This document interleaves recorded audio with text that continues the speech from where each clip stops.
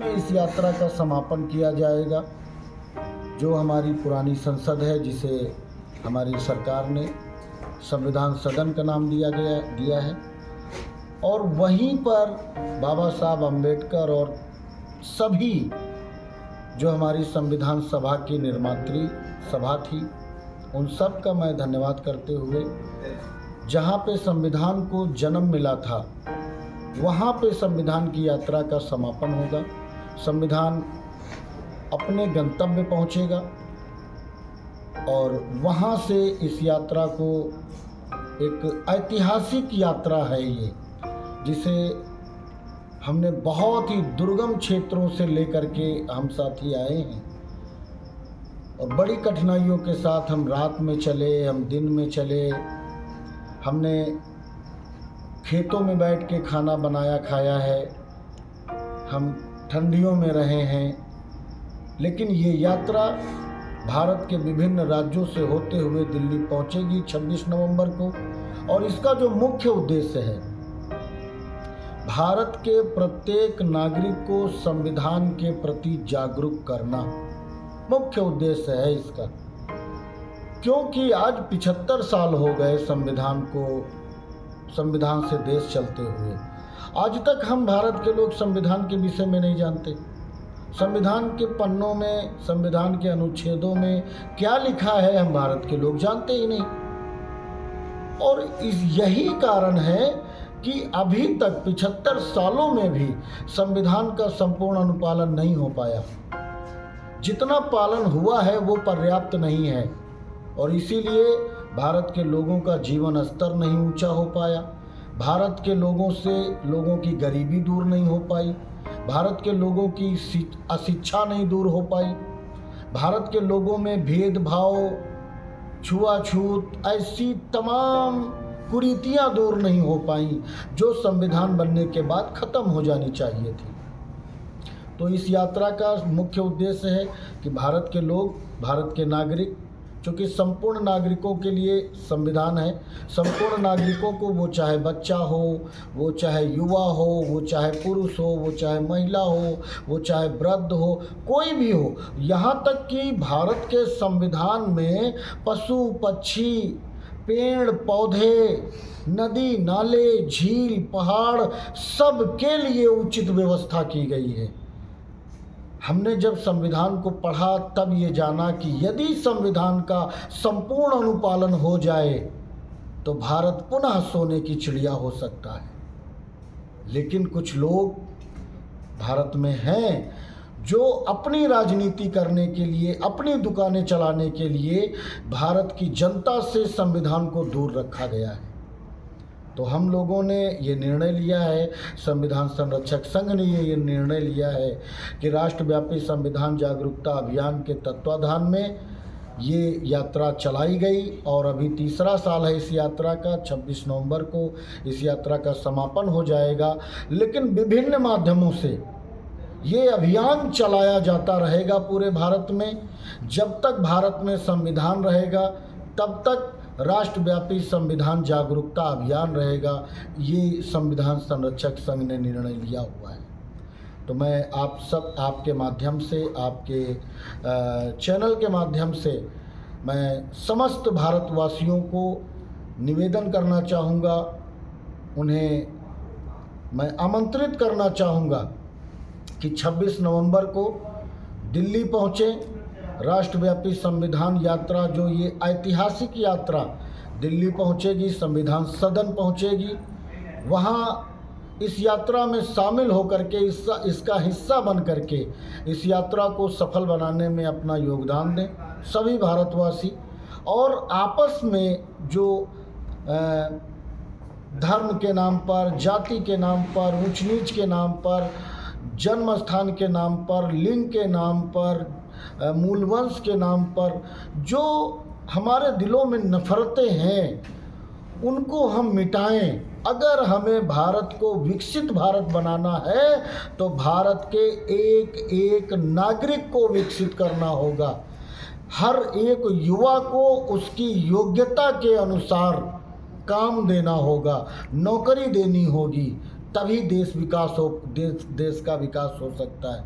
क्योंकि अगर व्यक्ति का विकास नहीं होगा तो समाज का विकास नहीं होगा, और यदि समाज का विकास नहीं होगा तो देश का विकास नहीं होगा।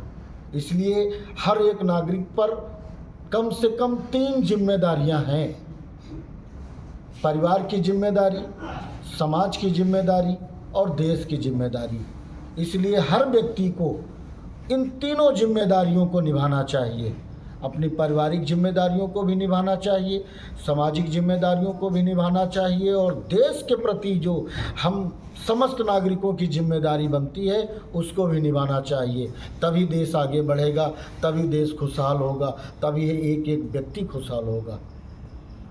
और इन्हीं शब्दों के साथ मैं आप सबका आभार प्रकट करना चाहूँगा, आप सबको दिल्ली के लिए आमंत्रित करना चाहूँगा, और संवैधानिक संस्थाओं से जुड़े हुए लोगों से मैं कहना चाहूँगा, आपको हम भारत के लोग सैलरी के नाम पर, आपकी जो काम करते हैं उसके नाम पर इतना वेतन हम आपको देते हैं कि आपका जीवन स्तर, आपका जीवन बहुत अच्छे से चल सकता है, आप ऐसो आराम से अपना जीवन जी सकते हैं। फिर आपको गलत तरीक़ों से, गलत कामों से आपको जनता को लूटना नहीं चाहिए, जनता के साथ धोखा नहीं करना चाहिए, क्योंकि आपकी जिम्मेदारी है संविधान के प्रति। और जो भी संवैधानिक संस्थाओं से जुड़े हुए लोग हैं वो एक शपथ लेते हैं कि मैं अमुक, वो जिसको आराध्य मानते हैं, जिसमें वो आस्था रखते हैं, तो मैं अमुक संविधान की शपथ लेता हूँ कि मैं भारत के संविधान के प्रति सच्ची श्रद्धा और निष्ठा रखूँगा। ये शपथ हर संवैधानिक संस्थाओं से जुड़ा हुआ हर व्यक्ति लेता है, उसके बाद भी असंवैधानिक कार्य करता है। तो हम लोगों ने इस बात को भी कहा कि संविधान का पालन करो वरना कुर्सी खाली करो।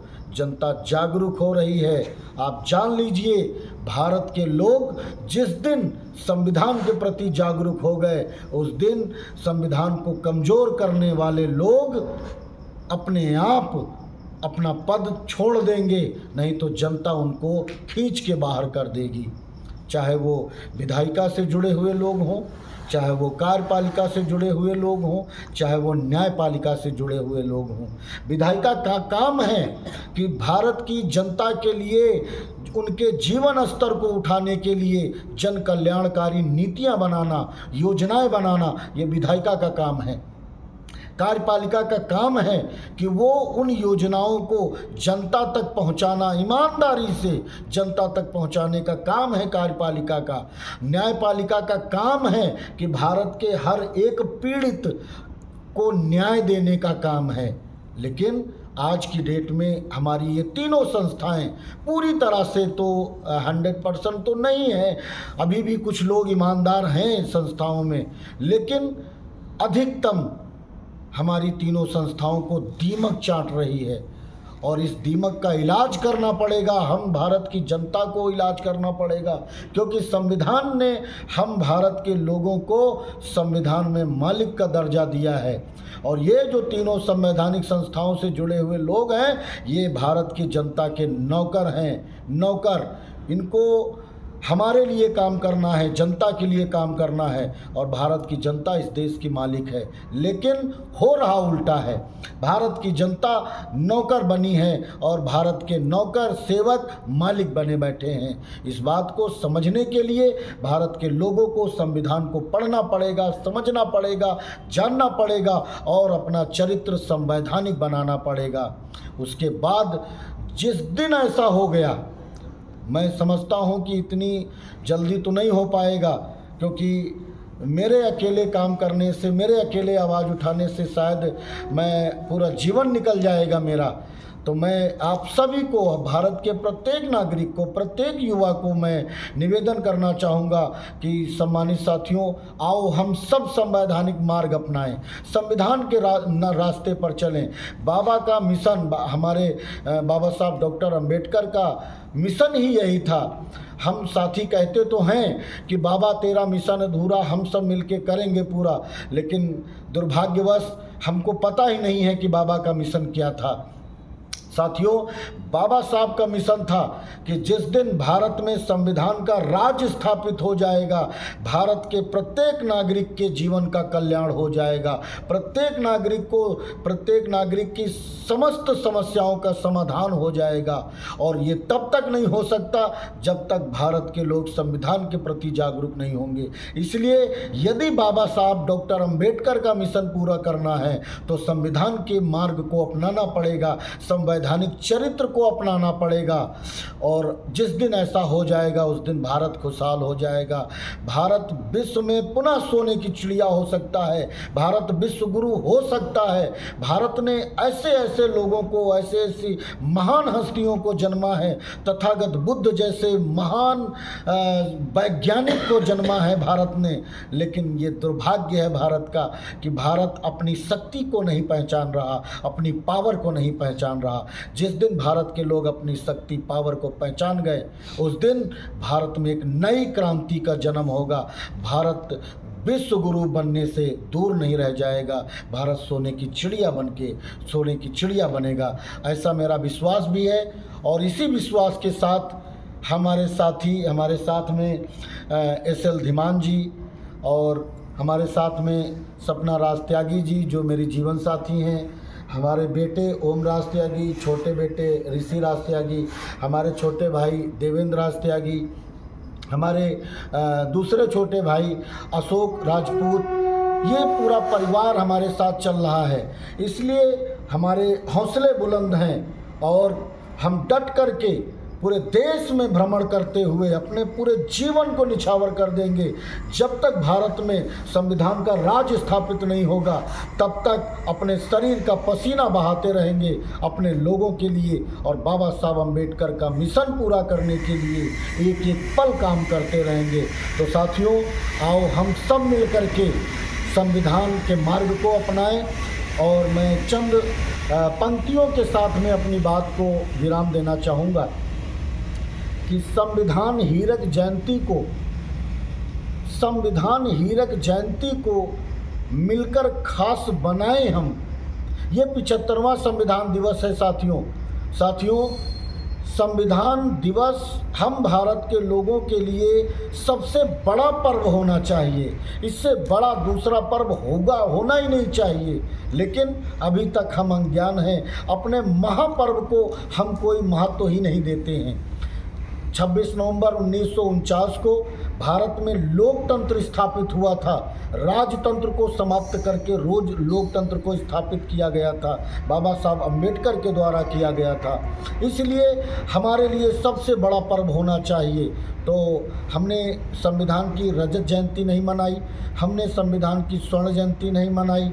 अभी हमारे सामने संविधान की हीरक जयंती है, डायमंड जुबली है। आओ हम सब मिलकर के इस राष्ट्रीय महापर्व को हर्षोल्लास से मनाएं, ताकि विश्व दुनिया याद रखे कि भारत के लोगों ने संविधान को वो सम्मान दिया है जिसका संविधान हकदार है। तो सम्मानित साथियों, संविधान हीरक जयंती को मिलकर खास बनाए हम। संविधान हीरक जयंती को मिलकर खास बनाए हम। हीरक जयंती आने से पहले संविधान घर लाएं हम। आओ अपने संविधान को अध्ययन कर अपनाएं हम। संविधान का पालन कर अपने कर्तव्य निभाएं हम। अधिकारों को प्राप्त करें और उज्जवल भविष्य बनाएं हम। अधिकारों को प्राप्त करें और उज्जवल भविष्य बनाएं हम। संविधान हमें बहुत कुछ दे रहा है। आओ हम सब मिलकर के संविधान का पालन करें और अपने संवैधानिक कर्तव्यों का निर्वाह करें और अपने संवैधानिक अधिकारों को प्राप्त करें। इन्हीं शब्दों के साथ सम्मानित साथियों, बहुत बहुत धन्यवाद। जय भारत, जय भीम, जय संविधान, नमो बुद्धाय। बहुत बहुत धन्यवाद, बहुत बहुत धन्यवाद।